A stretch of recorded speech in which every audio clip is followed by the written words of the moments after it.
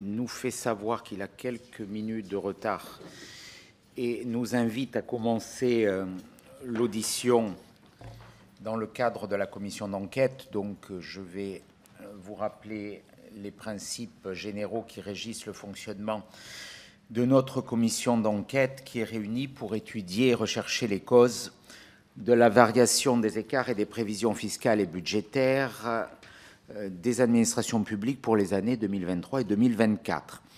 Dans ce cadre, notre commission s'est vue octroyer les prérogatives d'une commission d'enquête. Ces auditions obéissent donc au régime des auditions d'une commission d'enquête tel que prévu par l'article 6 de l'ordonnance numéro 58-1100 relative au fonctionnement des assemblées parlementaires. De façon générale, le bureau de la commission a décidé que ces auditions seraient publiques. Les deux rapporteurs, outre moi-même et Mathieu Lefèvre, ont élaboré un questionnaire écrit qui a été communiqué aux personnes auditionnées et qui vous a, madame, messieurs, été transmis. Je vous propose, après vous avoir fait prêter serment dans quelques secondes, d'écouter peut-être votre propos liminaire et ensuite nous vous adresserons des questions. Je rappelle que notre audition est retransmise en direct sur le site de l'Assemblée nationale. L'enregistrement audiovisuel sera ensuite disponible à la demande. Monsieur Hippolyte Dalbis, vous êtes inspecteur général des finances. Je vais vous demander de prêter serment, de dire la vérité, toute la vérité, rien que la vérité. Monsieur Dalbis, je vous invite à lever la main et à dire « je le jure ». Je vous remercie. Madame Émilie Maisonnave, vous êtes inspectrice des finances. Je vais vous demander de procéder de la même façon, de prêter serment, de dire la vérité, toute la vérité, rien que la vérité. Je vous invite à lever la main et dire « je le jure ». Je vous remercie. Monsieur Paul-Armand Veillon, vous êtes inspecteur des finances. Je vais vous demander de prêter serment, de dire la vérité, toute la vérité, rien que la vérité. Monsieur Veillon, je vous invite à lever la main et à dire « je le jure ». Je vous remercie. Vous avez la parole de la façon que vous souhaitez pour ce propos liminaire. Je vous remercie. Effectivement, je vais commencer avec un propos liminaire en vous remerciant tout d'abord de nous convier à cette audition. Nous sommes les auteurs d'un rapport de l'Inspection générale des finances sur les prévisions de recettes des prélèvements obligatoires. Notre rapport a été publié en juillet 2024 et nos travaux s'inscrivent pleinement dans ceux de votre commission d'enquête. Donc, mon propos liminaire s'articulera en 3 points. Le premier, je reviendrai sur des éléments de méthodologie de notre mission et de processus. Ensuite, je vous détaillerai les principaux enseignements de notre rapport, notamment en termes de sources d'écart de prévision. Et puis, pour finir, une brève présentation de quelques-unes des recommandations de la mission. Nous en avons formulé 8 dans notre rapport. Donc, pour démarrer, une question de périmètre tout d'abord qui est importante.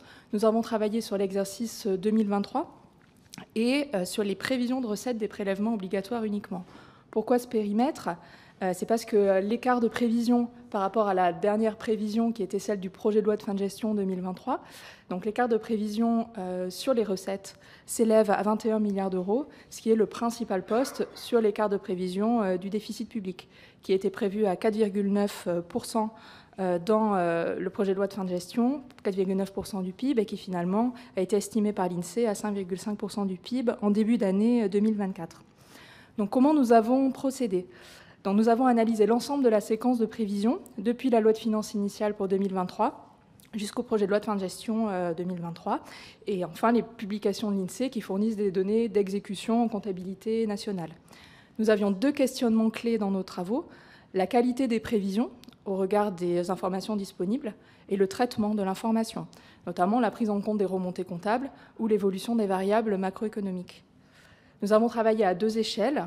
La première à l'échelle de l'ensemble des prélèvements obligatoires et impôt par impôt, selon une analyse donc désagrégée, pour 6 d'entre eux, que sont la TVA, l'impôt sur les sociétés, l'impôt sur le revenu, les cotisations sociales et les prélèvements sociaux sur l'activité, les droits de mutation à titre onéreux et la contribution sur les rentes inframarginales. Donc pour ces 6 impôts, nous avons analysé l'ensemble de la séquence de prévision en nous interrogeant sur les hypothèses sous-jacentes qui ont été retenues dans la prévision. Ensuite, quelques mots sur le déroulement de notre mission. Donc nous avons... L'Inspection générale des finances a reçu une lettre de mission au mois d'avril 2024, signée du ministre de l'économie et du ministre chargé des comptes publics. Le service a constitué une équipe. Donc Hippolyte Dalbis était le superviseur, Paul Armand Veillon était membre de la mission et j'étais chef de mission. Donc nous sommes tous les 3 devant vous, les auteurs du rapport. Donc nous avons procédé en menant des investigations avec des entretiens auprès des administrations concernées, Direction générale des finances publiques, Direction du budget, Direction générale du Trésor, Direction de la sécurité sociale, INSEE, et puis la Commission de régulation de l'énergie pour la contribution sur les rentes inframarginales. Nous avons recueilli un certain nombre de données et de documents, conduit des analyses, certaines chiffrées, et donc rédigé notre rapport. Ce rapport a été élaboré dans le cadre du processus qualité classique de l'Inspection générale des finances, à savoir des relectures croisées par des membres du service, et puis la transparence des données et du raisonnement dans le rapport écrit. Donc, avant de passer aux principaux enseignements, un dernier mot en prenant un peu de recul sur la méthodologie et l'objet même de cette mission. Nous estimons que c'est un objet qui est technique, hein, les prévisions de finances publiques. Nous avons conduit nos analyses dans un temps limité, qui était de 2 mois. Donc c'est une forme de mission flash. Nous n'avons pas pu répliquer les prévisions. En particulier, nous n'avons pas audité les modèles de prévision. Nous n'en avions pas le temps, ce n'était matériellement pas possible. Donc nous, nous pouvons vous communiquer aujourd'hui, c'est le résultat de nos investigations, qui sont donc externes à la Direction générale du Trésor, qui est la direction chargée de réaliser les prévisions. Donc nous n'avons pas eu un accès direct aux outils. Néanmoins, en ayant travaillé 2 mois sur le sujet, nous avons pu mettre en évidence un certain nombre d'enseignements, et c'est le deuxième point de mon propos introductif. Donc tout d'abord, à l'échelle de l'ensemble des prélèvements obligatoires, nous avons souhaité replacer l'écart de prévision dans une série longue. Donc pour cela, nous avons remonté à 2005. Et l'écart de prévision sur le taux de croissance des prélèvements obligatoires, il est substantiel en 2023, mais nous estimons qu'il n'est pas exceptionnel, puisqu'il est comparable en valeur absolue à d'autres années. Ce sont certes des années de crise. Sur la période considérée, il y a également plus d'écart dans l'autre sens, à savoir des sous-estimations de recettes. 2023 étant caractérisé, comme vous le savez, par une surestimation de recettes.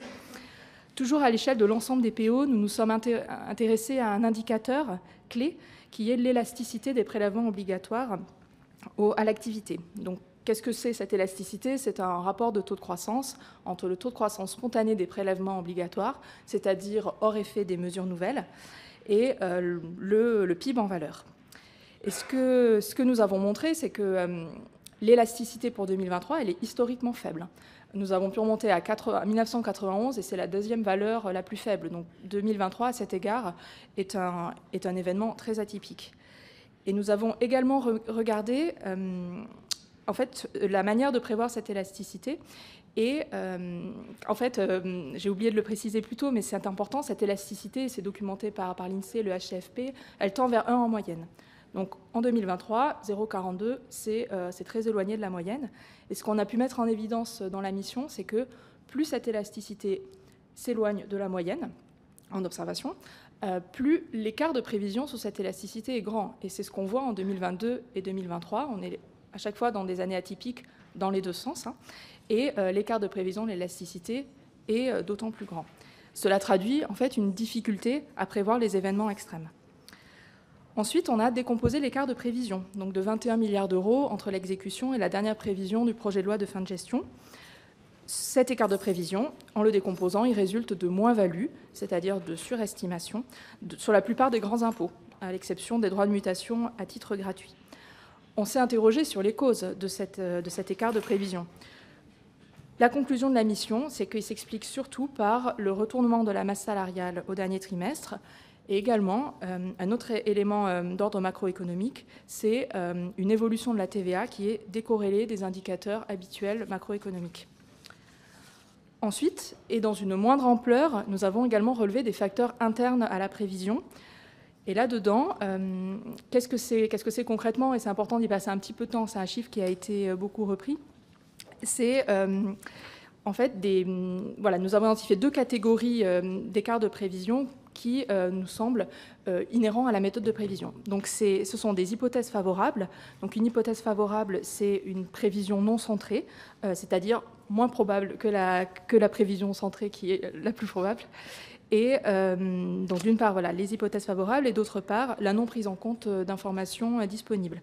Donc la mission a quantifié cela à hauteur de 4,6 milliards d'euros sur un total de 21 milliards d'euros qui est l'écart de prévision, je le rappelle. Et donc sur ces 4,6 milliards d'euros, c'est à peu près moitié-moitié entre des hypothèses favorables et la non prise en compte d'informations disponibles. On a là-dedans 0,6 milliards sur la TVA, 2 milliards d'euros sur la contribution des rentes inframarginales et 2 milliards d'euros sur l'impôt sur les sociétés. Ce sont des estimations de la mission. Voilà, il faut prendre avec précaution ces chiffres. Un exemple, c'est que finalement, sur la contribution sur les rentes inframarginales, il y a eu une bonne surprise au solde en 2024. Donc l'hypothèse favorable que nous avions quantifiée à 2 milliards d'euros est probablement surestimée. Ensuite, c'est aussi un montant qui est relativement faible. Et l'explication principale sur l'écart de prévision demeure, selon nous, le scénario macroéconomique. Et il faut également rappeler qu'il y a, au-delà des hypothèses favorables, il y a aussi des bonnes surprises. Et notamment, ça a été le cas sur les droits de mutation à titre gratuit, où on avait en fait sous-estimé le rendement. Nous avons conduit à un autre exercice dans la mission, dont on pourra reparler, je vois que vous avez des questions là-dessus. Nous avons recensé les informations qui étaient disponibles en fin d'année sur l'écart entre la prévision et l'exécution.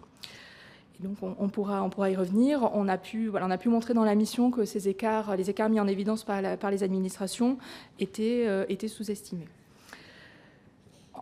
Donc, tout l'intérêt, en fait, selon nous, d'avoir décomposé l'écart de prévision et mis en évidence des sources, c'est en fait d'en tirer des recommandations. Et c'était un des points importants de la lettre de mission qui nous était confiée, et nous y avons consacré une part importante de nos travaux. Donc, je voudrais vous parler de 3 recommandations en particulier qu'on a développées. La première, c'est sur la quantification de l'incertitude. En effet, je vous parlais tout à l'heure des prévisions centrées. Aujourd'hui, il n'y a pas de quantification d'incertitude, c'est-à-dire que les prévisions centrées sont estimées à dire d'experts.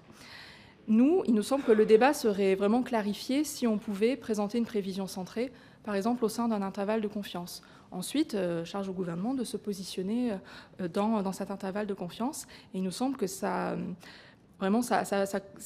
clarifierait le débat autour des prévisions centrées.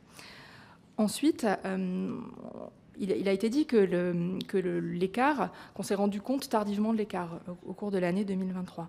Là-dessus, il nous semble qu'une mesure technique, une mesure d'amélioration consisterait à développer des profils infra-annuels de prévision pour pouvoir mieux suivre au cours de l'année l'écart entre les remontées comptables et des prévisions.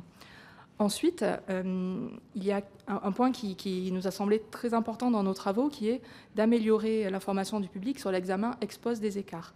En effet, l'information du public, elle est conséquente sur les prévisions de recettes.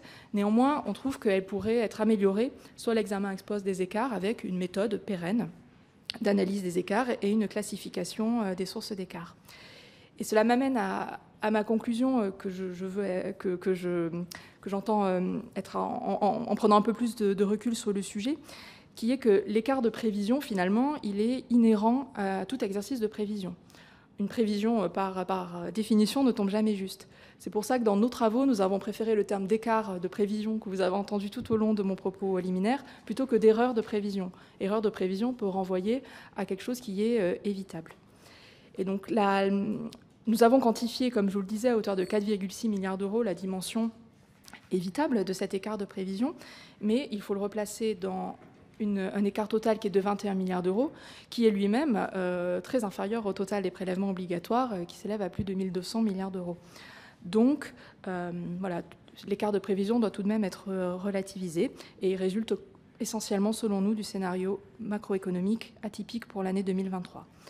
Et donc finalement, voilà, l'exercice 2023, selon nous, illustre l'intérêt de documenter les écarts de prévision a posteriori et fournit une occasion d'améliorer les pratiques et les processus de prévision. Je vous remercie, j'en ai terminé.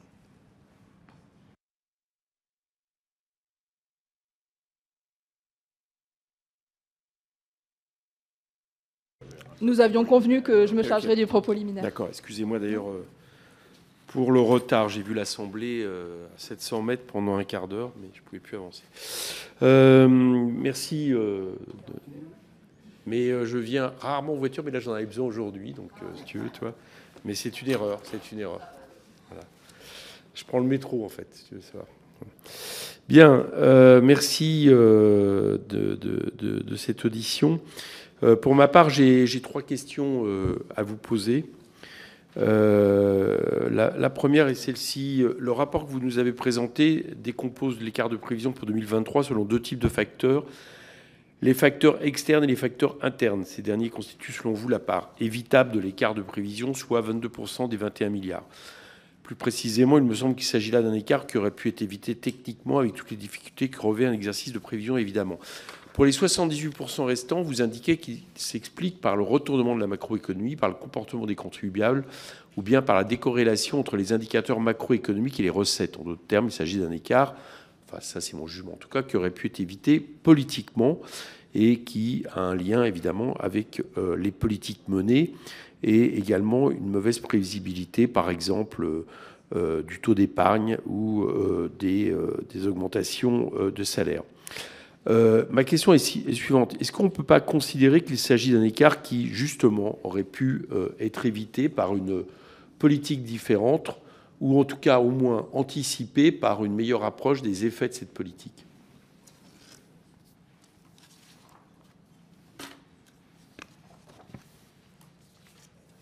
Donc, merci, Monsieur le Président. Votre question porte sur la partie qui est, que nous, on a qualifiée de non évitable, hein, évidemment, de cet écart de prévision.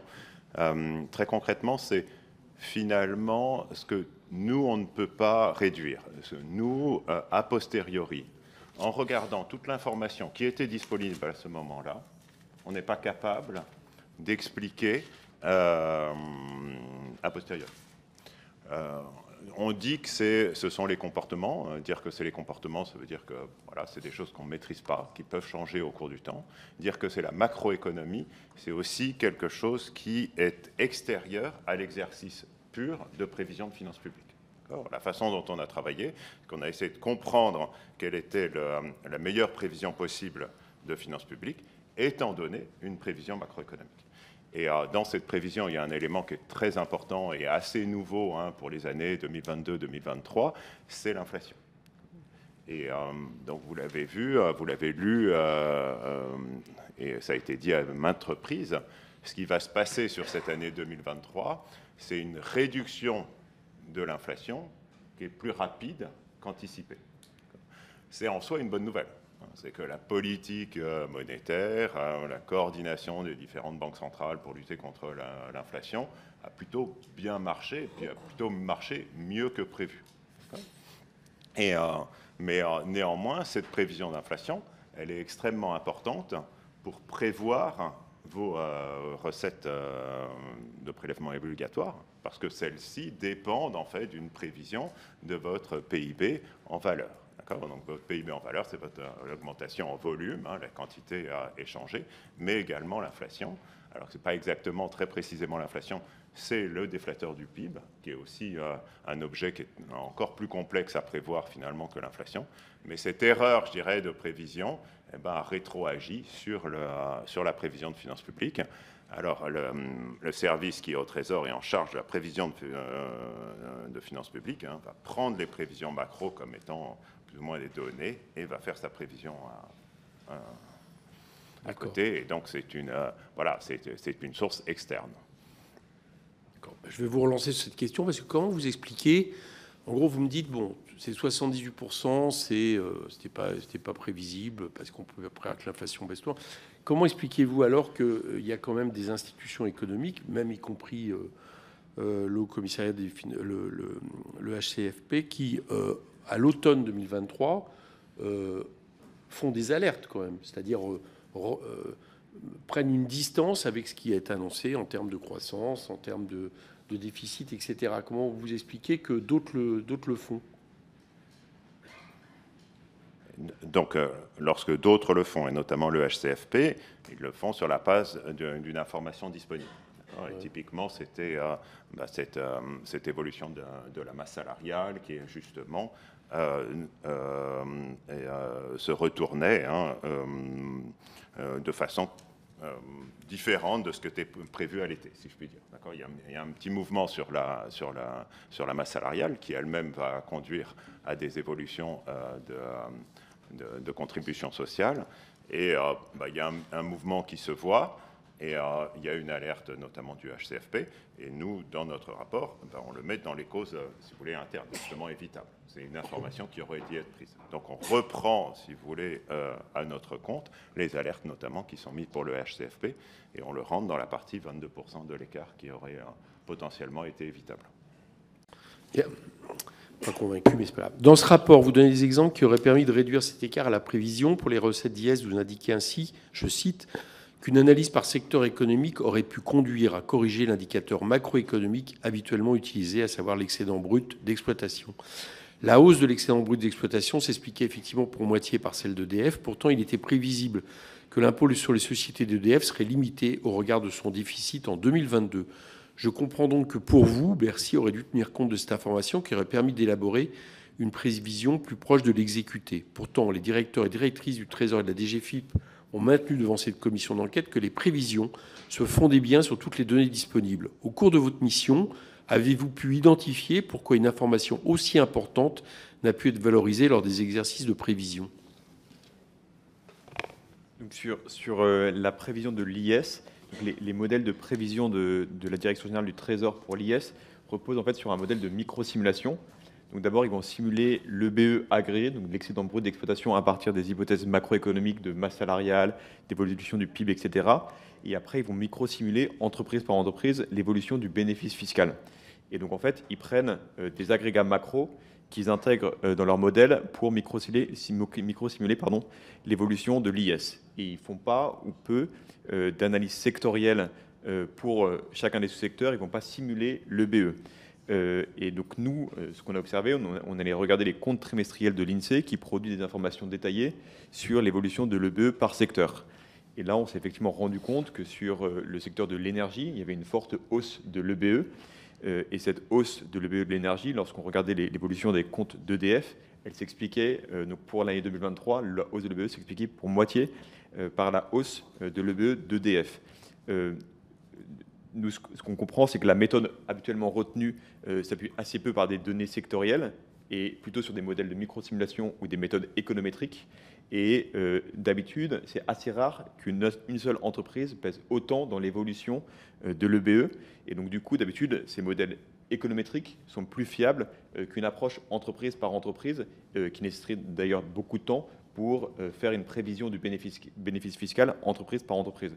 Donc, c'est plutôt par habitude et l'état des modèles à date qui prennent davantage en compte des hypothèses macroéconomiques que des hypothèses sectorielles, que par, en tout cas, on n'a pas montré, on n'a pas pu démontrer que cette information était à la connaissance des prévisionnistes et avait été volontairement exclue de la prévision.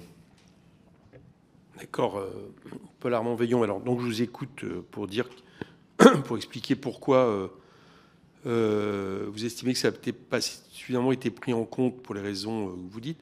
Mais comme maintenant, vous avez aussi un rôle politique auprès de la ministre, qu'est-ce que vous pensez qu'il est possible de faire pour corriger ça?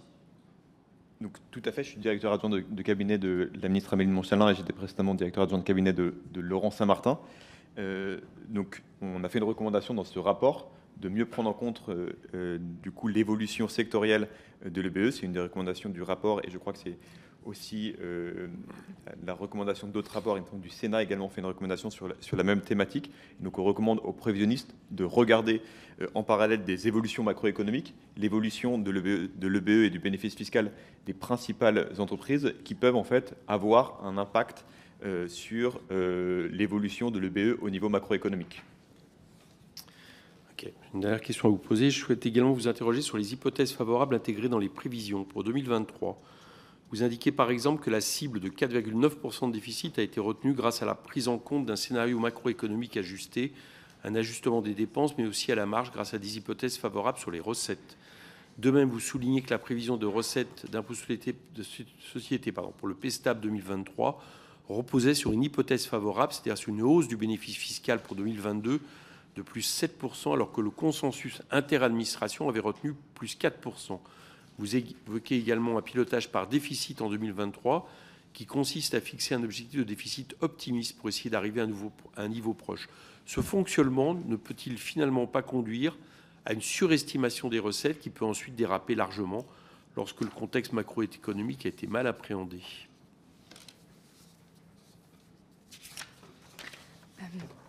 Donc, effectivement, nous avons décrit dans notre rapport la manière en fait dont les prévisions sont élaborées, avec donc tout d'abord des prévisions techniques par la DG Trésor, puis des échanges avec les cabinets ministériels.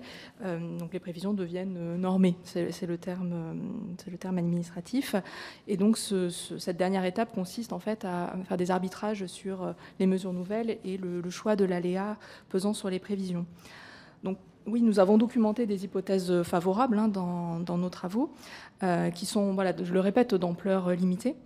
Et en fait, qu'est-ce qu'elles sont? C'est une forme de prise de risque pour le respect de la trajectoire du déficit.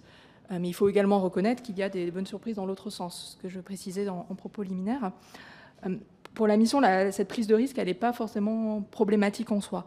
Ce qui est intéressant après, c'est de pouvoir documenter, documenter les écarts et expliquer les choix pris. Et justement, nous faisons une recommandation là-dessus. Donc, effectivement, on a employé le terme de pilotage par le déficit, puisque en fait, voilà, l'ensemble de la prévision de finances publiques, c'est un processus qui est très complexe et qui résulte de la fixation de nombreux paramètres. Le tout étant incertain par nature. Donc, on n'a pas forcément identifié le risque que vous soulignez, Monsieur le Président. Nous avons simplement documenté le processus tel que nous l'avons compris et qui nous semble pouvoir être amélioré par la documentation des écarts a posteriori et également par la quantification de l'incertitude qui permettrait de clarifier le débat autour de l'hypothèse favorable et de la prévision centrée. D'accord, mais pour l'avenir, est-ce que vous n'estimez pas que ce qui a été mis en place, la manière par exemple dont on tient compte de ce pilotage par déficit, ça peut naturellement conduire justement au genre d'erreurs qui ont été faites? Parce que ce qui m'intéresse, c'est de savoir qu'est-ce qui peut être corrigé.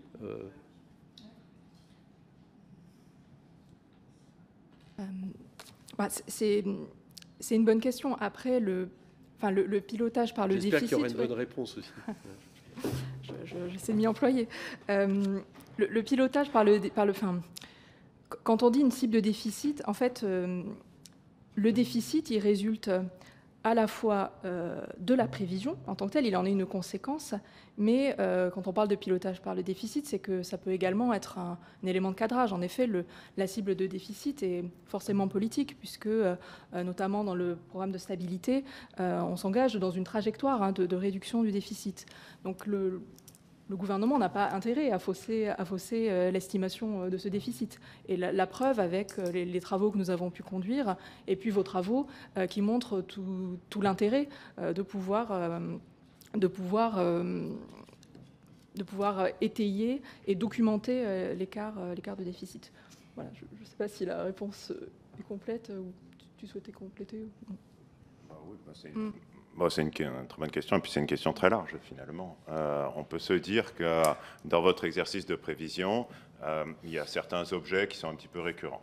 Par exemple, je sais pas quoi, vous avez un impôt sur les revenus, et puis vous avez un taux d'imposition dont on va supposer qu'il ne bouge pas. Donc là, le rôle du prévisionniste, c'est d'utiliser cette législation inchangée et de l'adapter à ce qu'il voit comme étant l'évolution de l'économie et de faire une prévision. Donc là, il n'y a pas de pilotage. Vous faites votre prévision étant donné l'information disponible. Mais lorsque vous reconstruisez votre prévision, vous allez aussi intégrer des mesures nouvelles. Et ces mesures nouvelles font l'objet, évidemment, d'une décision ou d'un arbitrage du gouvernement, voire font l'objet d'amendements parlementaires, et il faut les chiffrer. Et donc c'est bien en ayant une certaine vue sur ce que serait l'état de vos finances publiques si vous ne faisiez rien, que vous connaissez vos marges de manœuvre et que vous essayez de satisfaire à un objectif qui peut être un objectif de réduction du déficit. Je pense que c'est sur cette dimension, vous voyez, mesures nouvelles qui sont naturelles et qui sont du ressort du gouvernement, il y a forcément une co-construction entre le processus de construction du budget et le processus de construction des prévisions de finances publiques. D'accord, mais... c'était pas la question. Pardon. Non, c'était pas alors, tout à fait la question. Reposez, alors si j'ai mal Non, entendu. mais c'est peut-être moi qui m'exprime mal. C'est que je m'aperçois en fait qu'à plusieurs reprises, et c'est vous qui prenez les thèmes, on a choisi de prendre des hypothèses favorables, quoi. À plusieurs reprises. On choisit de prendre un objectif de déficit optimiste, etc. Et ça, inévitablement, c'est en fonction avec ce qu'on pense être l'effet de la politique menée. Bon. Donc, si vous voulez, à la fin, quand vous prenez une succession d'hypothèses favorables, bon, bah, vous arrivez à quelque chose qui a plus de chances d'être démenti par la réalité, quoi. Enfin, en tout cas, c'est un peu ce que je tire de tout ça, quoi. Mais je vous force pas à être d'accord avec moi. Non, peut-être une inflexion, c'est que nous, on ne peut pas reprendre à notre compte l'idée qu'il y a une succession d'hypothèses favorables. Leur ampleur est limitée, on en a mis en évidence. Et ce qu'on a fait aussi, pour bien préciser, c'est qu'on en a mis en évidence à chaque échéance de prévision, qui sont liées les unes aux autres, mais qui constituent chacune un exercice complet de prévision. Donc les hypothèses favorables du PESTAB ne se cumulent pas avec celles du projet de loi de finances ou avec celles du projet de loi de fin de gestion. Voilà, donc, simplement une précision sur ce point. Oui, bien sûr, allez-y. Donc, ces hypothèses favorables, ce biais d'optimisme, on le chiffre à quelque chose comme 4 milliards. Donc c'est beaucoup en soi, mais on parle de 1200 milliards de recettes. Donc on est sur quelque chose qui est à moins de 0,4%. On n'est pas non plus sur quelque chose de grande ampleur, étant donné l'ensemble de la prévision. Alors c'est peut-être trop, peut-être qu'il faudrait que tout soit centré. Et d'ailleurs, on le dit, on dit qu'il y a de l'optimisme, mais on ne peut pas dire non plus que l'ensemble du processus de provision est un processus optimiste. Il y a un petit biais. Il faut bien voir aussi que cet exercice 2023 suit deux exercices où les recettes avaient été, pour le coup, sous-estimées. Et alors, on peut accuser les prévisionnistes, éventuellement le gouvernement, d'avoir été trop optimiste à ce moment-là, mais on peut aussi l'accuser, pour les années précédentes, d'avoir été trop pessimiste. Et je ne sais pas si vous vous rappelez l'affaire de la cagnotte, qui remonte à plus d'une dizaine d'années. Ça avait été aussi un moment très fort, très marqué politiquement, où on avait accusé finalement les prévisionnistes de cacher finalement les potentielles recettes fiscales pour réduire d'autant plus les déficits. D'accord ? Donc en effet, les techniciens que nous sommes, on va plutôt recommander d'avoir des prévisions centrées, mais la prévision centrée est certes la plus probable du point de vue du statisticien, mais elle n'est pas forcément celle qui va se réaliser. Ok, merci. Éric Ciotti, je donne la parole au rapporteur, commençons par Éric Ciotti. Merci, Monsieur le Président. Vous avez évoqué tout à l'heure, lorsque vous avez décrit votre approche méthodologique, les 6 impôts, les 6 prélèvements que vous avez évalués. Je voudrais revenir tout particulièrement sur la contribution sur les rentes inframarginales, puisque c'est sans doute là où l'écart entre la prévision et l'exécution est la plus forte. 12 milliards d'euros, un peu plus même, de 12 milliards 3 de prévision de recettes et une exécution à 600 millions d'euros. Donc, manifestement, je voudrais vous écouter sur l'analyse que vous faites de cet écart extrêmement important. Il y a une réponse évidente qui est dans la surestimation du prix du tarif du spot d'électricité, 500 euros le mégawattheure. qui n'a été en vigueur que quelques jours dans l'année et quelques semaines à l'été 22. Donc est-ce que là, il n'y a pas très clairement une forme de surestimation volontaire qui assure, rien que sur ce dispositif, une insincérité de la prévision budgétaire?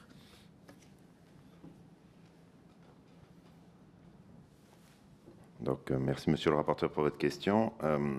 Alors, personne ne va défendre la prévision de CRI.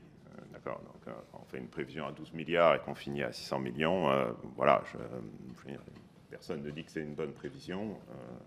Et je pense que ça a été écrit. Et puis, je dirais même que c'est très visible.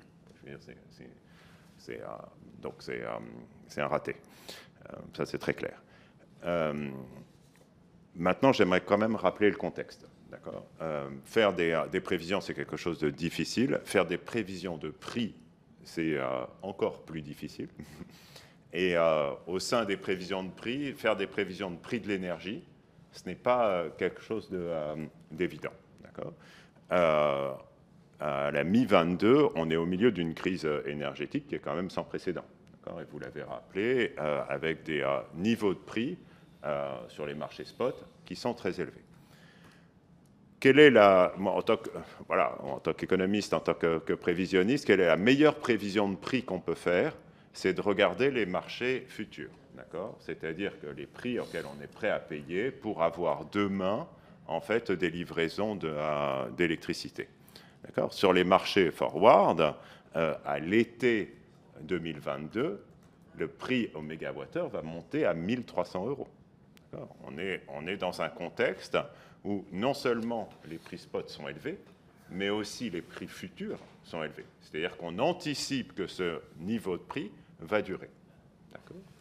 Rappelez-vous quand même le contexte. Et on pensait qu'il y aurait un blackout sur le système électrique français. On pensait qu'il y aurait des problèmes à l'hiver. C'est aussi ce contexte.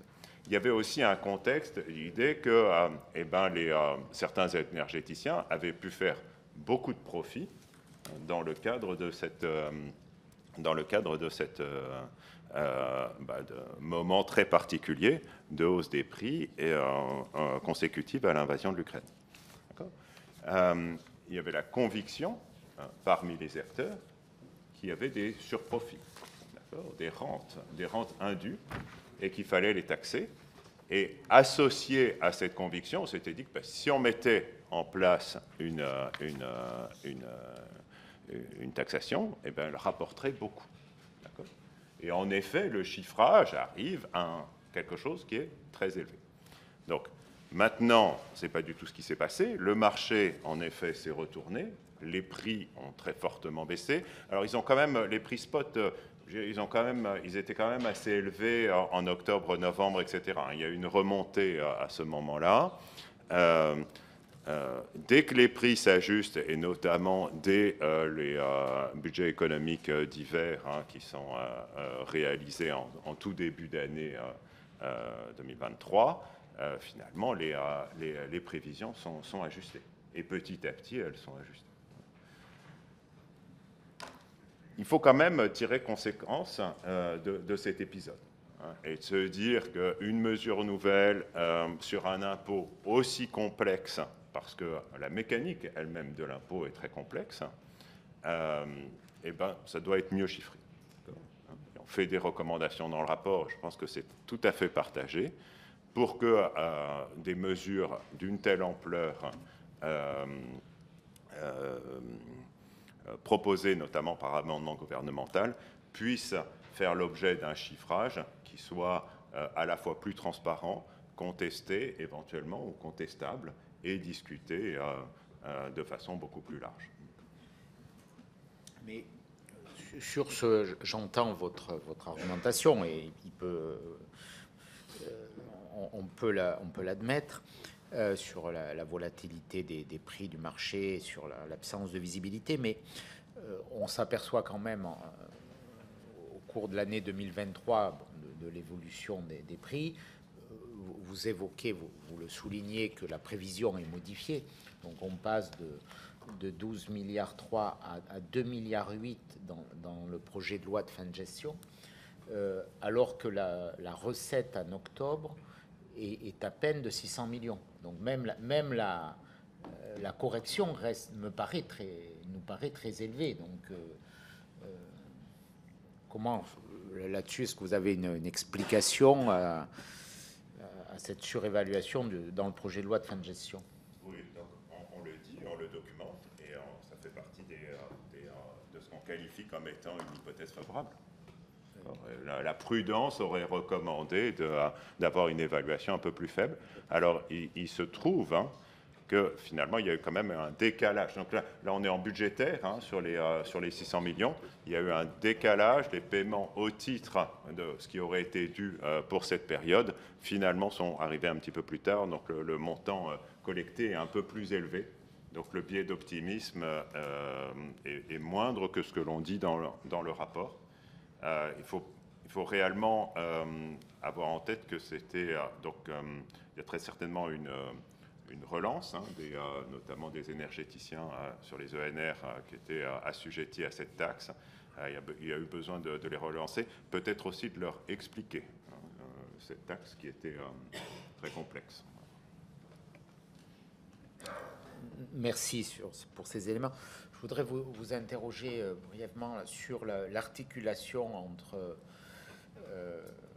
l'écart de prévision sur 2023 et la préparation du projet de loi de finances 2024, puisque il y a un écart de prévision de 8 milliards d'euros dans les recettes qui apparaît, qui s'exprime dans le projet de loi de fin de gestion, mais il n'y a aucun amendement qui est déposé par le gouvernement pour prendre en compte ce dont on s'aperçoit, c'est-à-dire des recettes beaucoup plus faibles. On aperçoit, il y a une note de la direction du Trésor, je crois, dès l'été 2023, il y en a une autre, il y en a plusieurs à l'automne, mais on rectifie pas sensiblement, on rectifie pas du tout le projet de loi de finances 2024. On aurait pu techniquement encore le faire. Vous justifiez le fait qu'on ne le fasse pas, enfin vous avez une réponse disant que l'écart ne le justifiait pas forcément, mais comment vous pouvez soutenir cet argument? Merci pour cette question, et c'est effectivement un point important du rapport, et ça vaut le coup d'y passer quelques instants pour bien expliquer comment on est arrivé à cette conclusion et réellement ce qu'on voulait dire par là. Donc nous, on s'est interrogé sur l'information disponible justement au moment de l'examen parlementaire des textes budgétaires. Et donc, on a regardé à 2 dates qui correspondaient à des échéances pour cet examen. Donc, on a regardé l'information disponible, c'est-à-dire qui avait été transmise par l'administration au 20 novembre, et l'autre, le courant du mois de décembre. La date m'échappe, mais je crois que c'est vers le 11 décembre. Enfin, bon, peu importe, je pourrais préciser tout à l'heure. Donc, on a regardé qu'est-ce qui était signalé par les administrations à ces 2 dates. Et en creux, cela pose la question de l'opportunité de procéder aux modifications que vous évoquez, monsieur le rapporteur. Et on a aussi regardé les informations disponibles en source ouverte, en dehors de ceux qui étaient mis en évidence par les administrations. Et donc, si on regarde vraiment dans le détail, au mois de novembre, la mission montre que les administrations avaient mis en évidence un écart de 3,7 milliards d'euros entre la prévision du projet de loi de fin de gestion, qui pour rappel est faite au mois de septembre, et ce qu'elles anticipent comme point d'atterrissage de l'année. Donc 3,7 milliards, ce qui représente environ 0,1 point de PIB. Nous, qu'est-ce que c'est ces 3,7 milliards Pour être précis, c'est une moins-value qui est attendue sur la TVA, qui a été documentée par la DGFiP dès la fin octobre. Et nous, on met aussi dans ces 3,7 milliards l'information sur les acomptes de contribution sur les rentes inframarginales, qui était connue dès la fin du mois d'octobre. Donc ça présente un quantum. Nous, on ajoute à cela 4,1 milliards d'euros. Et ce sont des informations qui étaient disponibles par ailleurs, mais qui n'ont pas été relevées par l'administration. Donc il y a la non-exploitation d'informations disponibles sur EDF, on en a parlé tout à l'heure, et la moindre dynamique sur la masse salariale, qui a un effet à la baisse sur les cotisations, les prélèvements sociaux sur l'activité et l'impôt sur le revenu, qui a été mise en évidence par le HCFP au mois d'octobre. Donc ce total avant le 20 novembre, il est de 7,8 milliards d'euros, estimé par la mission a posteriori. Ça, c'est 0,3 points de PIB. Donc ça commence à être beaucoup. Néanmoins, les administrations, on les suppose de bonne foi, elles ont estimé à 3,7 milliards d'euros. Donc ça, c'est ce qu'elles ont remonté. En décembre, elles ont remonté dans les différentes notes, je crois, auxquelles vous avez eu accès, elles ont identifié 6,6 milliards d'écart. Et nous, avec la même méthodologie des informations qui étaient disponibles par ailleurs, on rajoute 3,7 milliards d'euros. Ça représente environ 10 milliards d'euros, soit 0,4 points de PIB. Donc nous, effectivement, on a écrit que les écarts signalés par les administrations ne justifiaient pas le dépôt d'un amendement gouvernemental. En fait, ce n'est pas la mission de dire s'il faut ou pas faire un amendement gouvernemental, ce n'est pas notre rôle. Nous, en fait, ce qu'on voulait dire par là, c'est que les écarts de prévision signalés par l'administration, à hauteur de 0,1-0,2 points de PIB, ils s'inscrivent dans la marge d'erreur classique, en fait, des écarts de prévision à ce moment-là de l'année. En général, ils sont à hauteur de 0,1-0,2 points de PIB. Mais ce qu'on dit, c'est que ces écarts étaient sous-estimés. Et donc, s'ils n'avaient pas été sous-estimés, peut-être que la question aurait pu s'apprécier autrement. Et donc, nous, on en tire en fait des recommandations sur le processus de suivi de la prévision et de l'atterrissage de fin d'année, notamment sur le sujet là qui est important et qui pèse en milliards, c'est le sujet de la masse salariale, où la moindre dynamique n'a pas été suffisamment anticipée par l'administration.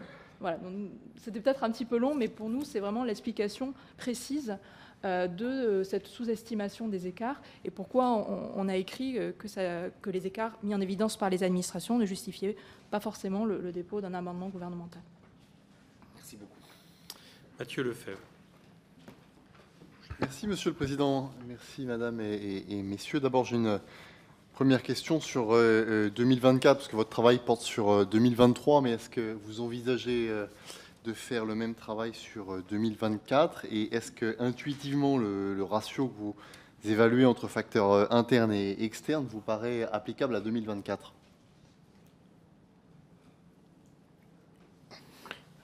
Donc merci Monsieur le rapporteur. Alors très franchement, donc nous on s'auto-saisit pas. Hein, voilà, donc les missions sont demandées et je pense qu'on n'a pas vocation à faire des missions récurrentes. Et, en revanche, c'est une recommandation du rapport. Il nous semble nécessaire que l'administration en charge de la prévision ait une analyse a posteriori des écarts de prévision qui soit pérenne dans le temps, lisible, compréhensible, et que pour toute analyse, pour chaque année, pour l'analyse des écarts des prévisions qui ont été constatées, il y a un plan d'action approprié afin de réduire ces écarts. Merci beaucoup. Est-ce que d'une manière générale, vous diriez que les modèles de prévision et les modèles macroéconomiques ont été perturbés par les chocs exogènes qu'on a connus ces dernières années et que dans le fond, c'est tout de même la principale explication avec des sous-jacents? Vous avez évoqué la question de la désinflation. Est-ce que ça n'est pas là la principale raison pour laquelle on a eu des difficultés de prévision ces 2 dernières années? S'agissant de la désinflation, est-ce que dans le fond, paradoxalement, ce n'est pas le succès d'une politique économique à la fois nationale, mais surtout européenne, qui a conduit à ces écarts de prévision? Si je réponds sur les modèles de prévision, donc si on prend l'exemple de l'IS et de la TVA, là on voit clairement que les chocs qui ont eu lieu en 2021, 2022, 2023 ont un impact sur la prévision, donc sur l'IS, notamment avec cette EBE qui est dopée par EDF, qui explique la moitié de la hausse de l'EBE et qui est en fait l'effet de la crise énergétique. Et en 2022, à l'inverse, il y avait un déficit très important d'EDF. Et donc là, on voit bien qu'il y a eu une difficulté de prévision du fait du choc énergétique. Si je prends un deuxième exemple, c'est la TVA. On voit aussi qu'il y a un changement de comportement des ménages et des entreprises au cours de l'année 2023 avec le sujet du remboursement des crédits de TVA.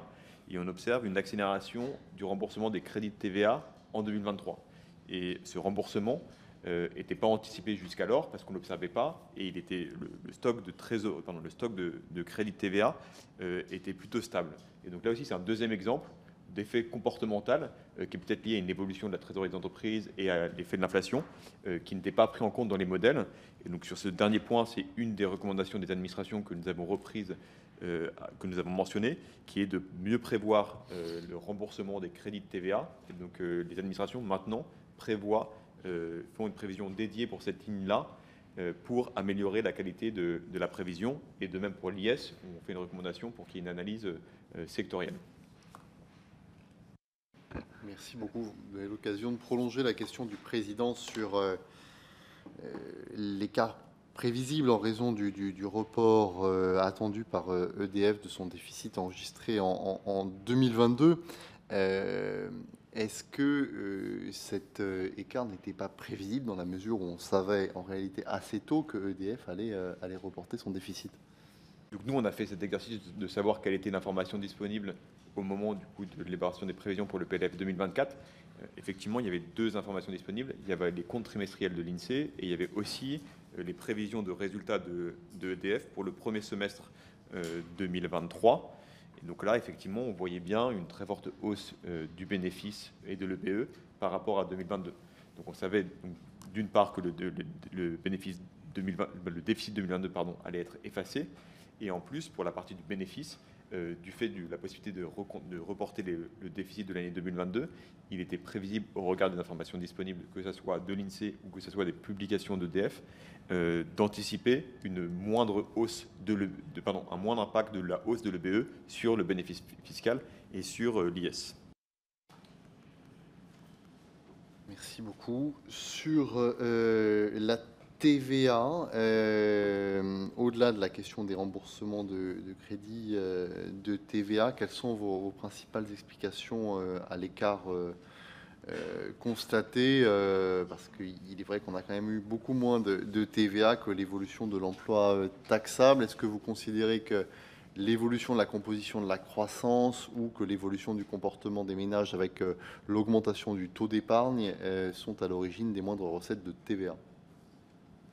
Donc on a fait une analyse de la prévision de la TVA. Donc, à ce stade, il reste pendant la mission, à la date de la mission, il y avait encore beaucoup d'inconnus pour expliquer cet écart de prévision.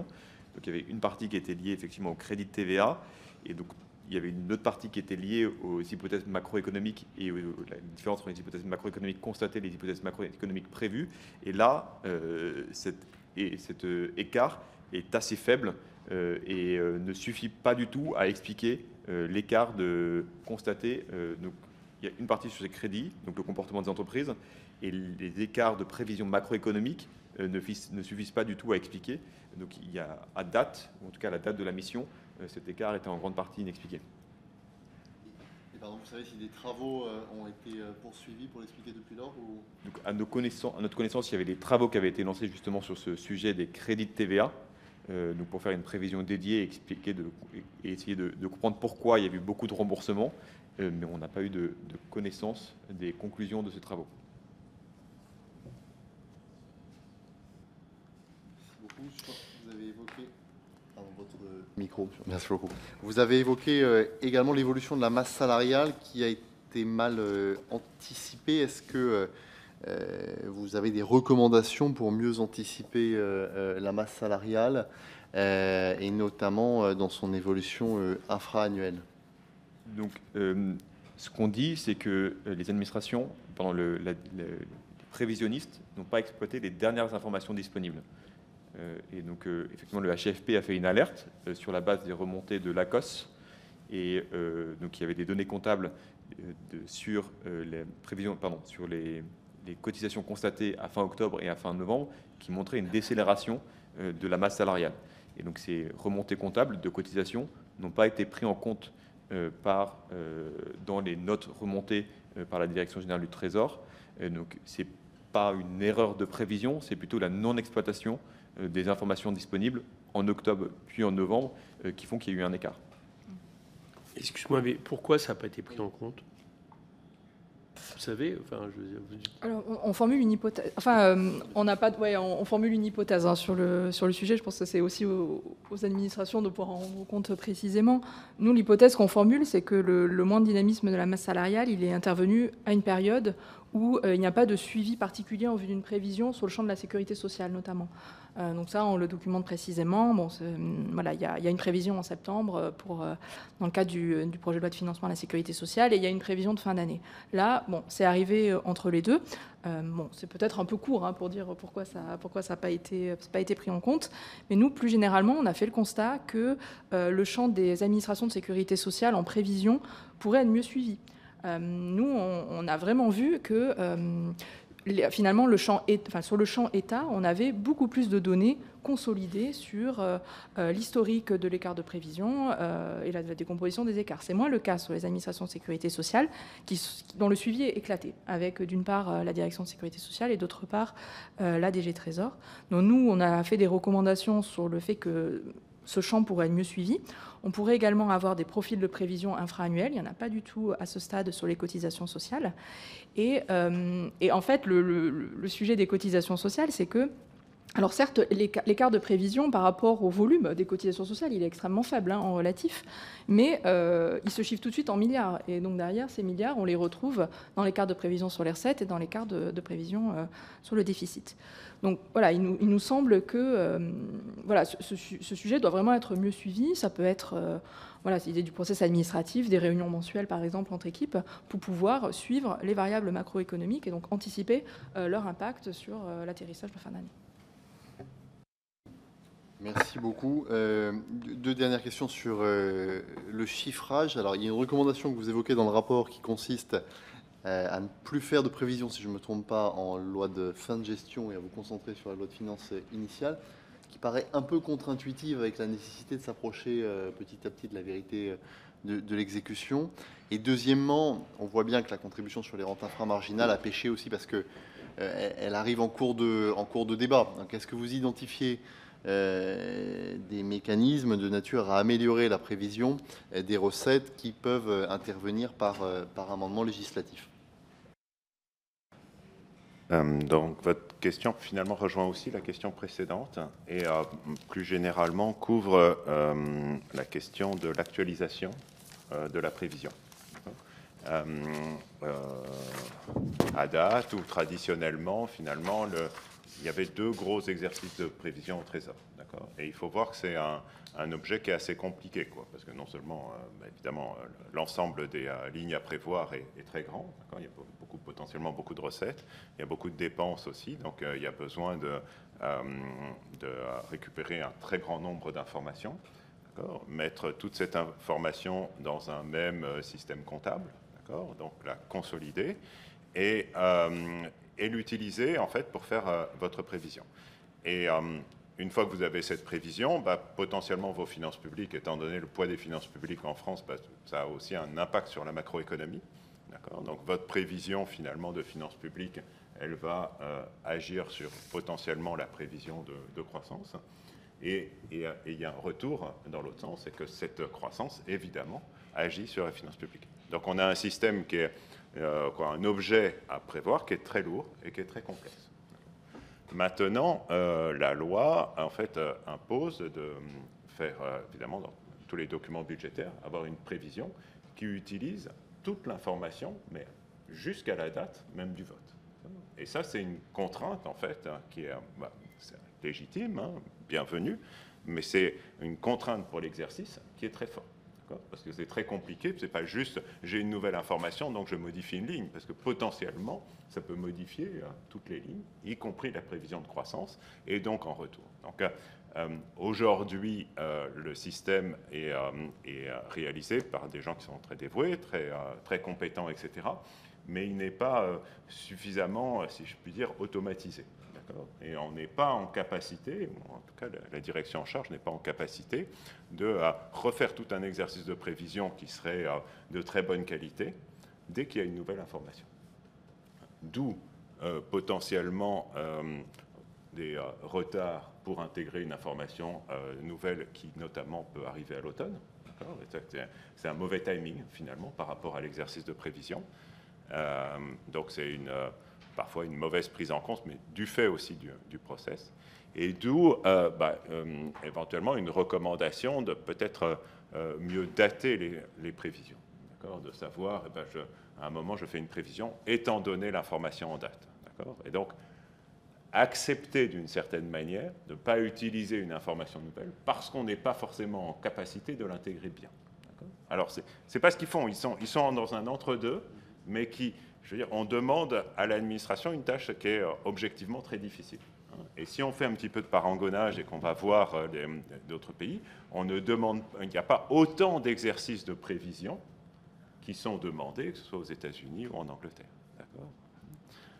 Donc, vous voyez, on peut toujours améliorer, on peut systématiser, prendre plus, mais c'est aussi un coût. Il y a déjà beaucoup de monde qui s'occupe de cette affaire. Donc, on peut améliorer la technique. Ce sera aussi un coût. Il faut aussi se demander, voilà, s'il y a un gain à réduire l'écart de prévision de 0,1, 0,1%, etc. Je pense que c'est... Même si, évidemment, on se dit qu'il faut toujours bien faire les choses, et ils essaient de faire bien les choses. Si je vous comprends bien, ce que vous nous dites, c'est que l'effort d'ajustement au plus près et en fonction de notre propre calendrier budgétaire n'est pas forcément, et peut-être même contre-productif. C'est-à-dire que mais pourquoi pas, hein, vous nous dites que dans le fond, si vous-même vous faisiez une prévision ou deux dans l'année sans vous ajuster aux aléas, ces prévisions seraient de meilleure qualité que l'ajustement qu'on requiert, nous, aujourd'hui, à travers de la loi.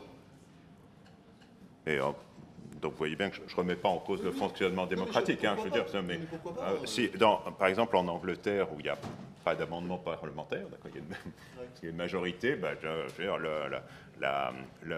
l'administration qui est en charge de faire la prévision, fait la prévision, présente le budget, puis il est voté. Voilà. Bon, évidemment, là, il y a des amendements. Ces amendements peuvent avoir un impact sur les finances publiques, et c'est bien, d'accord ? Mais ça complique le travail de l'administration qui est en charge. Voilà, d'intégrer jusqu'au jour du vote, en fait, ils sont tenus d'ajuster, d'améliorer leurs prévisions. Je n'ai pas dit que c'était contre-productif. Voilà, il ne faut pas demander à une administration quelque chose qui est très difficile. Voilà, elle a moins de chances qu'elle réussisse, bien sûr. Ça, c'est possible quand il y a une majorité. Alors, s'il n'y a pas d'amendement, s'il y a une majorité, c'est plus facile, mais voilà, il n'y a rien de normatif. Non, mais je disais, c'est vrai que depuis 2 ans, ça rentre en compte. Oui, il y a plus d'amendements, donc il faut chiffrer ces amendements parlementaires et intégrer le chiffrage voilà, dans l'ensemble de la prévision. C'est plus complexe.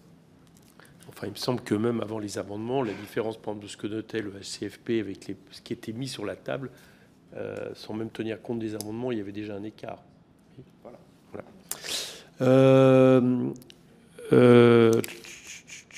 Jacoberti. Non ? Ah bon. Christine Arrigui. Oui, merci Monsieur le Président. Alors, juste avant de commencer, si on peut me donner 2 secondes qui ne seront pas décomptées sur mon temps. Il n'y a pas de problème, vu le nombre que nous voilà, sommes. Merci. C'est de remercier les rapporteurs qui nous communiquent donc via l'administration les questionnaires dans le cadre de cette commission d'enquête. C'était extrêmement précieux pour préparer ensuite nos questions et merci d'avoir consenti de façon tout à fait enthousiaste et spontanée à cet exercice-là, parce que franchement, c'est très utile et je pense que ça nous fait collectivement progresser dans ce dossier. Donc, Madame, Messieurs, alors, au fur et à mesure que se déroulent ces auditions, en fait, on commence à cerner à peu près la question de la prévision et des difficultés de prévision. Et vous l'avez fort bien dit d'ailleurs, monsieur, tout à l'heure, c'est qu'il peut y avoir aussi des prévisions optimistes. Et là, personne ne s'interroge et on n'aurait pas fait de commission d'enquête dans ce cadre-là. Mais pour autant, en ce qui me concerne, moi, je suis tout aussi inquiète du défaut de prévision quand elle est trop optimiste que du défaut de prévision quand elle est pessimiste. Et en particulier, moi, je m'interroge et je suis particulièrement inquiète, alors pour de vrai, par rapport au fait que jusqu'à présent, que je sache, et je ne l'ai pas entendu dans la bouche d'aucun des intervenants, en tout cas techniques, qu'il y ait pu y avoir des correctifs par rapport à ces défauts de prévision. Et je suis particulièrement inquiète pour 2025. Parce que s'il n'y a pas eu de défaut de prévision par rapport à ce qu'on a constaté 2023-2024, comment pourrait-on imaginer qu'il ne puisse pas y avoir des erreurs de prévision pour 2025 ? Or, dans le cadre des préparations du budget et donc dans ce qui va se passer au titre de 2025, là maintenant, qu'est-ce qui peut nous donner à penser que finalement les prévisions ne sont pas encore trop optimistes et que au-delà du budget austéritaire qui est en train d'être préparé, il va y avoir encore potentiellement peut-être ou un PLFR ou un décret d'annulation de crédit qui vont encore empiéter sur, ou amplifier l'effort entre guillemets des dépenses puisque manifestement ce gouvernement se refuse à ouvrir toute autre possibilité en matière de recettes. Donc ça c'est ma première question et puis j'ai deux autres questions mais peut-être celle-ci déjà.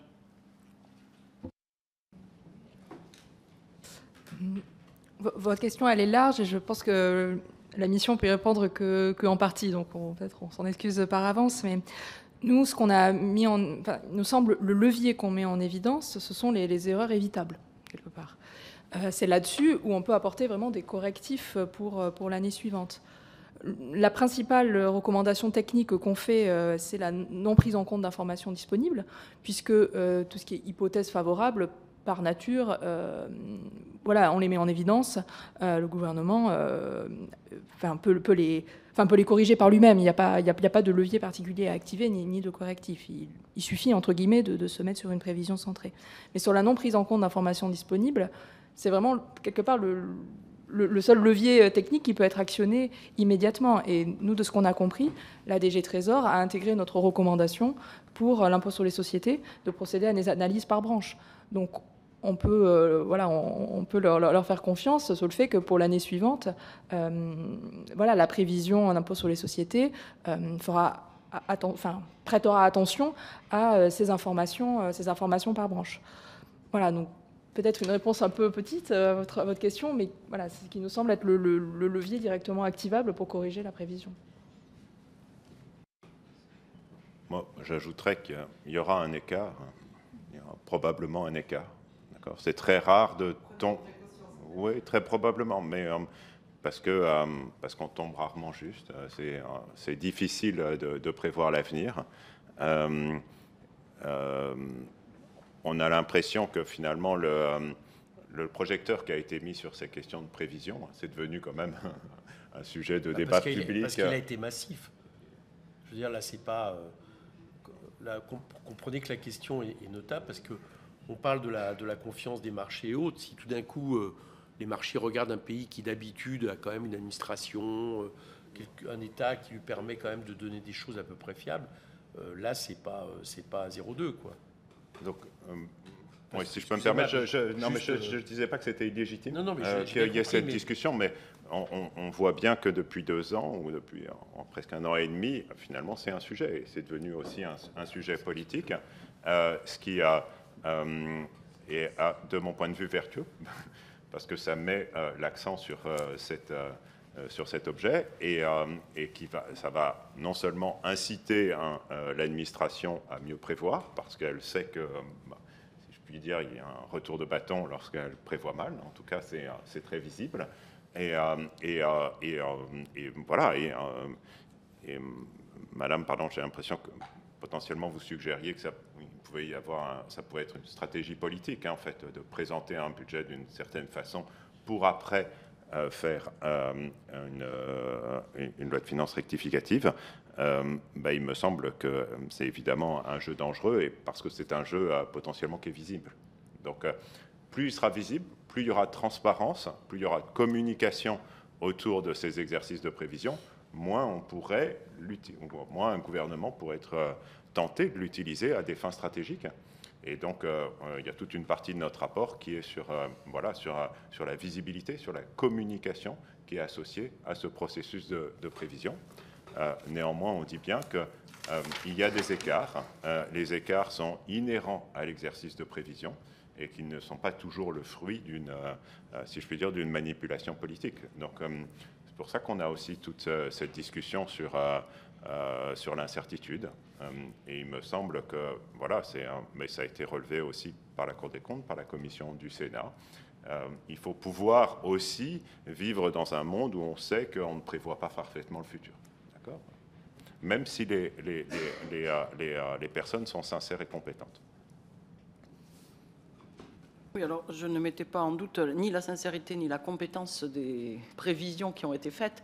Ce dont je parle, puisque là, évidemment, on parle de choix politiques, c'est l'option qui a été prise ou qui est prise en termes de communication, à tout le moins, des hypothèses toujours les plus favorables, que ce soit dans les mesures nouvelles ou également dans les recettes encaissées.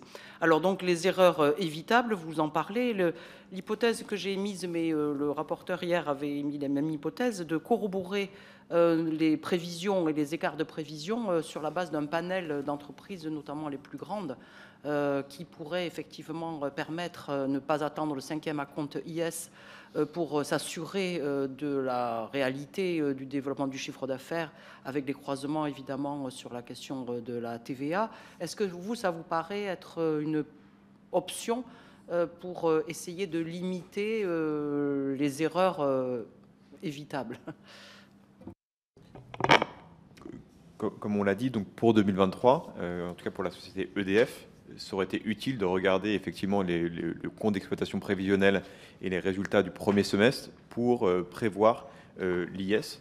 Donc c'est possible aussi qu'il y ait un grand nombre de très grosses entreprises françaises qui ont une contribution importante à l'évolution de l'IS et de faire une prévision ou de regarder en tout cas les premiers résultats de l'entreprise, les publications du premier semestre, pour ajuster ou pas la prévision du bénéfice fiscal. S'agissant de la TVA, là on n'a pas regardé précisément les modèles et je ne sais pas vous dire si une analyse par entreprise permettrait d'améliorer la prévision. Oui, alors c'est justement quelque chose qui me surprend, c'est que en fait, au niveau de l'IS, les entreprises, elles, connaissent leur chiffre d'affaires et l'IS, ça se module.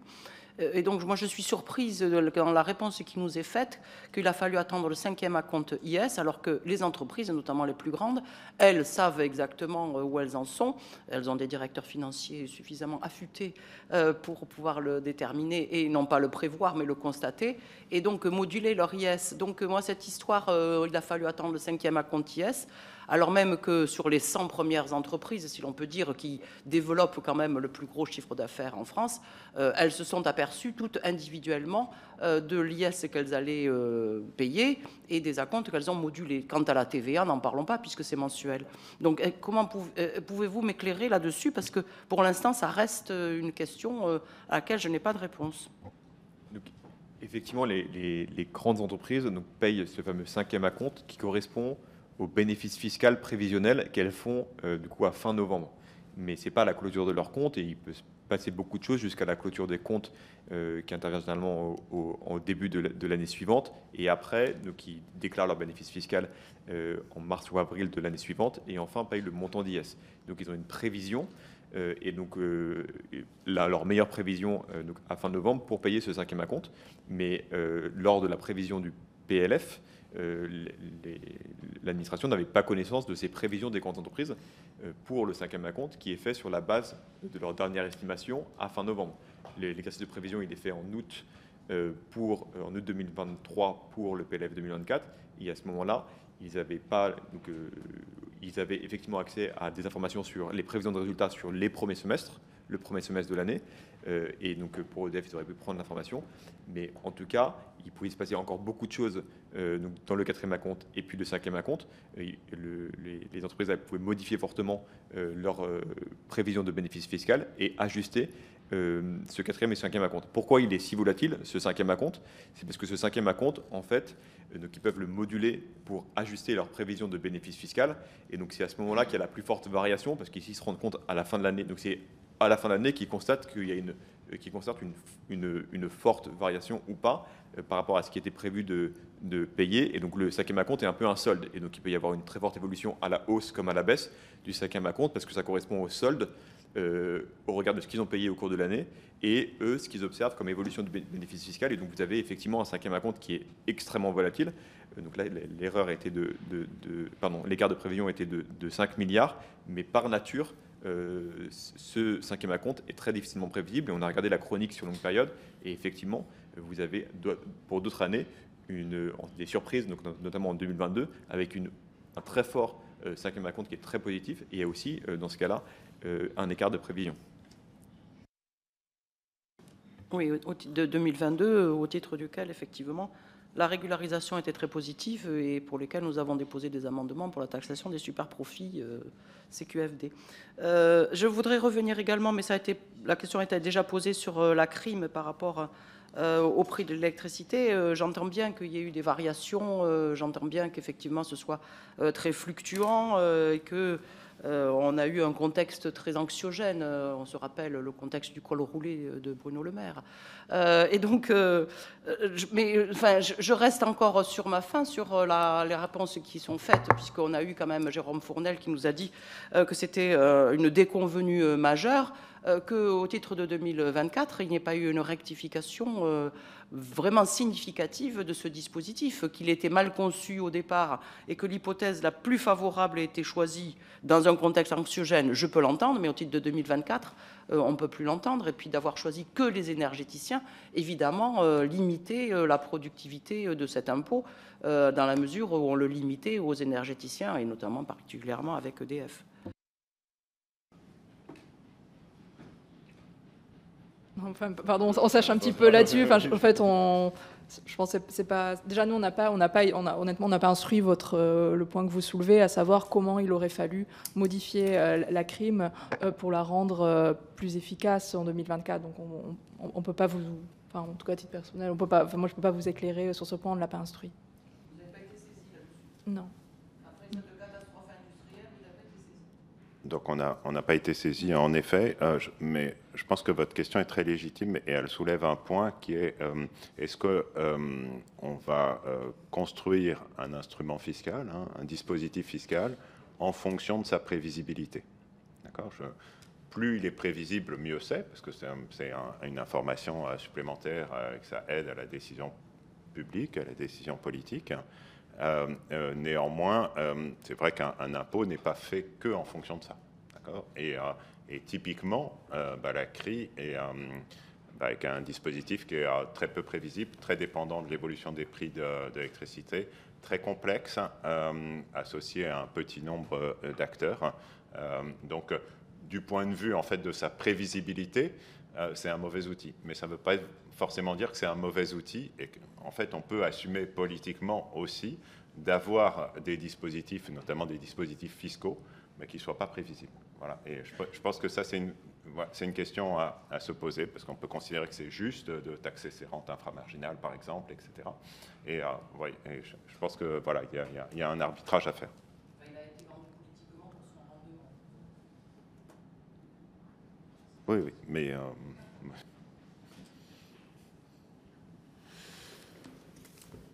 J'ai deux questions de relance par rapport à ce qui vient d'être dit, avant de passer la parole à Sophie, si tu me le permets.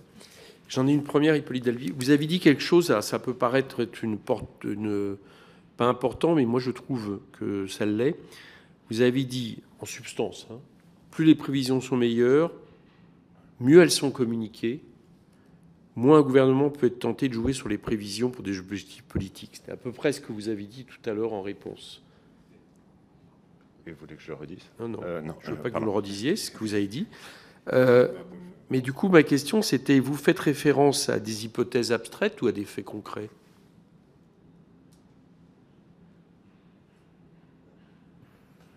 Ou des principes abstraits ? Non, c'est un principe, mais c'est pas abstrait, c'est la réalité que l'on vit, je veux dire. Et finalement, bien sûr, le gouvernement va présenter un projet de loi de finances. Associé à ce projet de loi de finances, vous allez avoir une prévision. Si cette prévision est publique, s'il s'avère a posteriori qu'elle était erronée, vous avez une perte de crédibilité du gouvernement. Je ne peux pas dire différemment. Donc, plus la prévision est détaillée, expliquée a priori, mais également a posteriori, plus le processus, me semble-t-il, est démocratique et vertueux. Ouais, mais ce n'est pas tout à fait ce que vous avez dit, excusez-moi. J'ai bien noté, alors peut-être que vous ne voulez pas le redire, mais j'ai noté que vous avez dit que plus les prévisions sont meilleures, mieux elles sont communiquées, ce qui est un point important. Je vous dis ça pourquoi? Parce qu'on a à un moment donné commencé à aborder l'idée, par exemple, que les notes intermédiaires, etc., pourraient être notamment transmises à la commission ou au moins à des membres de la commission, etc. Donc ça a été un sujet évoqué à un moment donné, y compris par les ministres. Et vous avez dit, moins le gouvernement pourrait tenter de jouer sur les prévisions. Vous n'avez pas dit mieux le gouvernement pourrait anticiper. Donc ça veut dire que, puisque la question c'était, est-ce qu'en gros, on peut penser que le gouvernement présente des hypothèses plus favorables en fonction d'objectifs politiques. Bon, donc vous avez dit, il pourrait être moins tenté de le faire à partir du moment où les prévisions sont meilleures et communicables. Donc ma question, en fait, je vais vous la faire concrètement. Est-ce que là, dans le cas en l'espèce que nous étudions, est-ce que là, vous estimez qu'il y a eu une prise de distance, une distance prise par le gouvernement et une présentation de choses plus positives qu'il n'était en réalité telles que les différentes directions avaient transmis les informations? Pas très clair ce que je dis. Je crois être à peu près clair dans la question. Ouais. Ou pas? Non. Alors, moi, j'étais sur un principe vraiment général. Je pense qu'il faut qu'il y ait une transparence de l'exercice de prévision et qu'il y ait une communication, et une communication qui soit notamment renforcée avec le Parlement, mais également avec la société civile, avec les tiers de confiance et avec potentiellement des acteurs qui seraient à même de pouvoir faire des prévisions alternatives. Bon. Une prévision telle qu'on le perçoit et telle qu'on le discute aujourd'hui, c'est un exercice technique. C'est-à-dire, étant donné ce qui s'est passé dans le passé, étant donné un ensemble d'informations disponibles dont on dispose, ben voilà ce qu'on prévoit. Encore une fois, une bonne prévision n'est pas une prévision d'un chiffre. Il y a très peu de chances que le chiffre prévu, celui qui est inscrit dans la loi, soit celui sur lequel on tombe. Donc, de notre point de vue, de mon point de vue, une bonne prévision, c'est en fait un intervalle. C'est un intervalle, pas trop large, mais c'est un intervalle de prévision. Où est-ce que le gouvernement, comment est-ce que le gouvernement lui-même évolue dans cet intervalle? Et là, je parle de façon assez générale. On pourrait tout à fait imaginer que le gouvernement soit un petit peu plus optimiste que ne l'est le technicien, le prévisionniste, parce que il a confiance en sa politique, il y croit, et il se dit oui, voilà, les modèles qui me sont retournés par l'administration, sont un petit peu conservateurs, et puis moi j'ai vraiment foi dans ma politique, et elle va réussir, et elle va donner mieux que ce qui est prévu par le modèle, c'est-à-dire par l'activité passée. Donc, voilà. Donc ça pourrait être quelque chose. Donc, dans cet intervalle de confiance, on pourrait dire que le politique est plutôt sur la marge haute, dans ce cas-là. Mais on pourrait avoir aussi un gouvernement qui, lui, est prudent et dit, voilà, ce qui me fait peur, c'est d'avoir un déficit qui dérape. Et dans ce cas, je vais être un petit peu moins optimiste. Je me mets sur la marge un peu moins optimiste. Et je révèle en cela que je suis prudent et que ce qui compte pour moi, c'est mettons, maintenir mes engagements de stabilité vis-à-vis de la Commission européenne. C'est deux positionnements possibles dans un intervalle qui est lui-même raisonnable et sincère. Voilà. Et donc, on pourrait considérer qu'il y a une prévision technique et qu'il y a une cible du gouvernement. Et d'ailleurs, les Britanniques sont beaucoup plus dans cet état d'esprit. Le gouvernement définit une cible pour son déficit à venir de finances publiques, et puis l'Institut qui est en charge de prévision s'assure que cette cible est dans un intervalle de confiance raisonnable. Aujourd'hui, ce n'est pas du tout ce qu'on fait en France. Le principe affiché, c'est qu'on a une prévision centrée et que la prévision du gouvernement est la prévision centrée technique. On a montré que pour 2023, ils étaient un petit peu optimistes. pour les années d'avant, ils étaient un petit peu pessimistes. Bon, ben voilà, j'essaie de répondre. Oui, non, mais c'est un peu long, mais...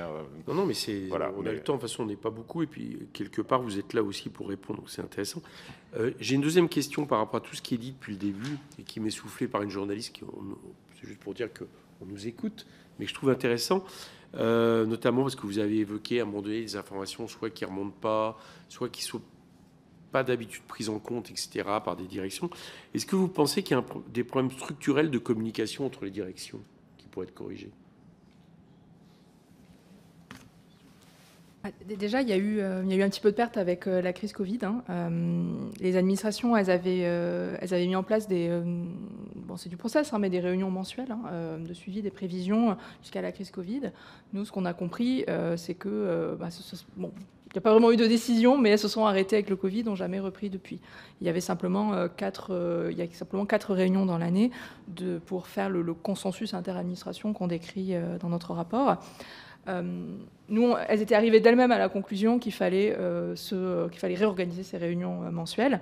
Elles l'ont fait, c'est aussi quelque chose qu'on a recommandé, parce qu'effectivement, le cas dont on parlait tout à l'heure de masse salariale et son impact sur les cotisations, l'impôt sur le revenu, est emblématique en fait de la nécessité d'échanger des informations très régulièrement.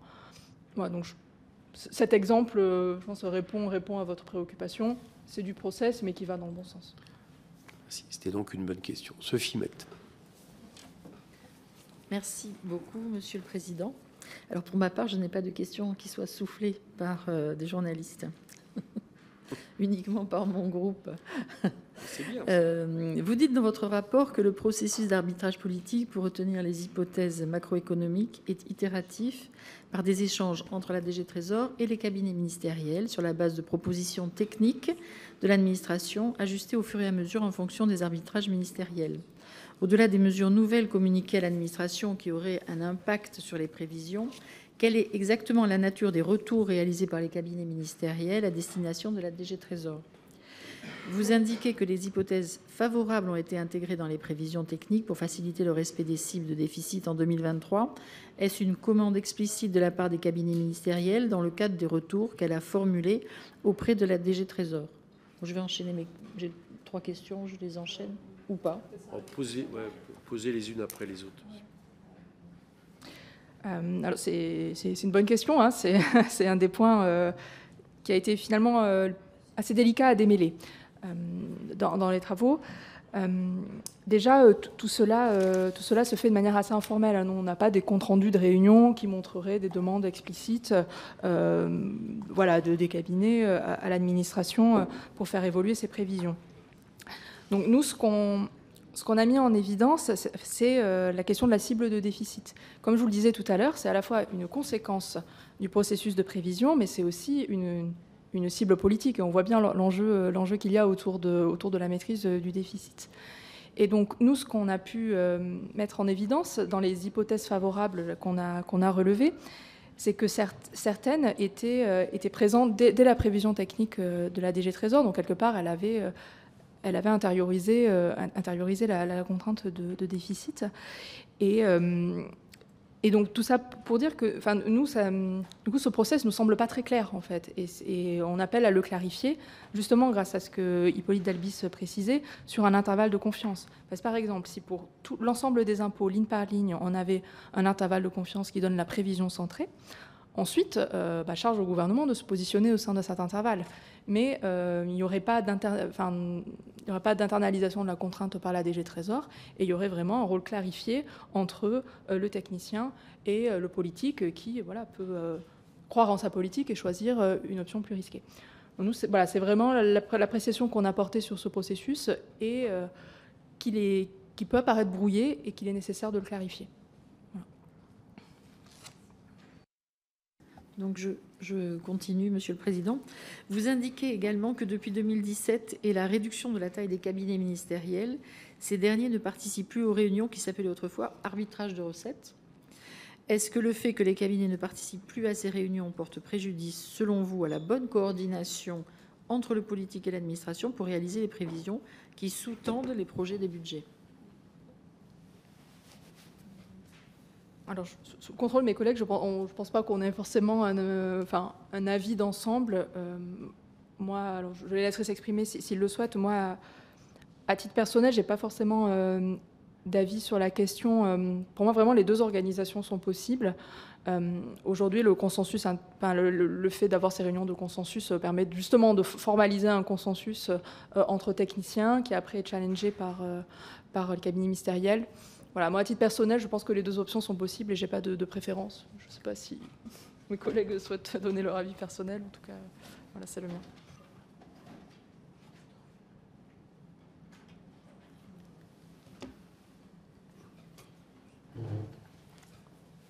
Je pense que ces réunions ont surtout l'avantage, en fait, de partager l'information. Et ça, c'est très important. Donc, même s'il y a une administration qui, à la fin, va consolider toute cette information, ce moment d'échange est important. Notamment prévoir un impôt, c'est aussi le comprendre. C'est pas simplement utiliser, si je puis dire, un modèle mathématique ou statistique, etc. C'est aussi bien le comprendre et comprendre le monde dans lequel on vit. Donc, c'est très important, finalement, que des personnes, finalement, de différentes administrations, avec des prérogatives et des compétences différentes puissent se rencontrer. Ça s'est fait. Voilà. Est-ce que le fait qu'il y ait quelqu'un du cabinet qui suive ces différents échanges modifie le jeu d'acteurs entre les différents participants? Probablement. Je pense que, comme le dit Émilie, je pense qu'il y a des avantages et des désavantages dans les deux cas. On n'est pas sûr qu'il y ait une solution qui domine. Et troisième et dernier point, dans votre rapport, vous intégrez aussi assez peu la dimension comparative afin d'identifier les potentielles bonnes pratiques que l'on pourrait notamment trouver chez nos proches partenaires européens. Vous indiquez seulement que vous recommandez de développer une méthode de quantification de l'incertitude afin d'adopter les meilleures pratiques internationales.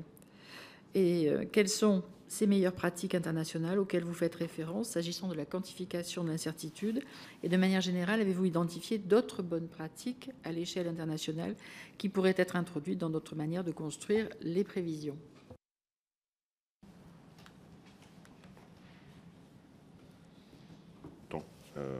Donc c'est un vaste sujet. Il y a presque autant de façons de faire les prévisions qu'il y a d'administrations ou de pays. Ce qui est très sûr, c'est qu'il n'y en a pas tellement. Alors, il y a deux choses. Il y a la maîtrise du déficit, et on s'aperçoit que finalement, lorsque la prévision budgétaire est externalisée, il y a peut-être plus de maîtrise du déficit, je veux dire, en moyenne, ce qui ne veut pas être une explication en fait du déficit en France. Mais je veux dire, si on prend un certain nombre de pays, on s'aperçoit que ceux qui ont externalisé la prévision avaient plutôt moins de déficit. Mais l'externalisation ne conduit pas à moins d'écart en fait dans les prévisions. En fait, c'est pas parce que c'est externe que c'est mieux prévu. Encore une fois, l'exercice de prévision est extrêmement complexe, c'est-à-dire qu'il y a besoin d'être au cœur d'un espèce d'écosystème. Vous allez être au milieu de l'ensemble de l'intervention de l'État et de pouvoir être en mesure en fait de récupérer, de consolider un très grand nombre d'informations. Ça va être ça l'objet.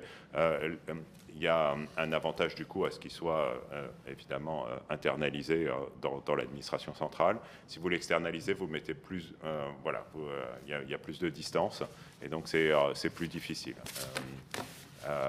Il y a une proximité de la décision politique qui est aussi importante, ne serait-ce que pour connaître et co-construire finalement ce budget. Voilà, donc je pense que la meilleure pratique, et vous le soulignez, Madame, qu'on a pu repérer, c'était justement prendre en compte cette incertitude et parler de cette incertitude. Ça, c'était une première recommandation que l'on avait. La seconde recommandation, c'est de faire un travail a posteriori qui soit assez transparent sur l'écart qui a été fait et la mise en place de mesures correctives.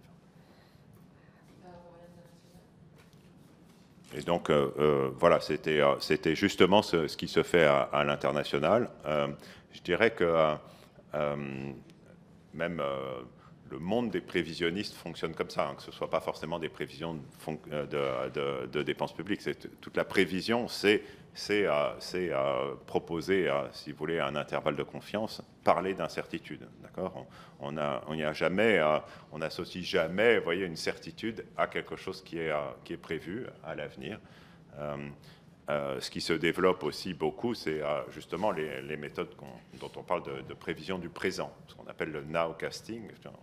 Il y a le forecasting, c'est pour la prévision de demain, et puis la prévision d'aujourd'hui. Parce que, contrairement à peut-être l'intuition que l'on peut avoir, connaître le présent, c'est pas quand même quelque chose, c'est pas si facile que ça. On ne connaît pas nécessairement le présent, et donc ça fait partie, je veux dire, des techniques d'amélioration. Comment utiliser un certain nombre d'informations qui pourraient être des indicateurs avancés pour connaître la situation présente. Et c'est vrai que c'est très important parce que, vous voyez, vous avez évidemment dans votre prévision de PLF, vous avez la prévision pour l'année suivante, mais vous avez aussi l'atterrissage, finalement. Et c'est vrai que en décembre 23, on ne connaît pas encore l'année 23. Alors ça peut paraître étrange, mais c'est comme ça, parce que voilà, il y a un certain nombre d'informations qui n'ont pas encore été traitées. Voilà. C'est bon, Sophie. Michael Boulou, vous voulez poser des questions? Non. Mathieu Lefebvre? Non. On va vous remercier de votre présence et des réponses que vous nous avez faites. Merci.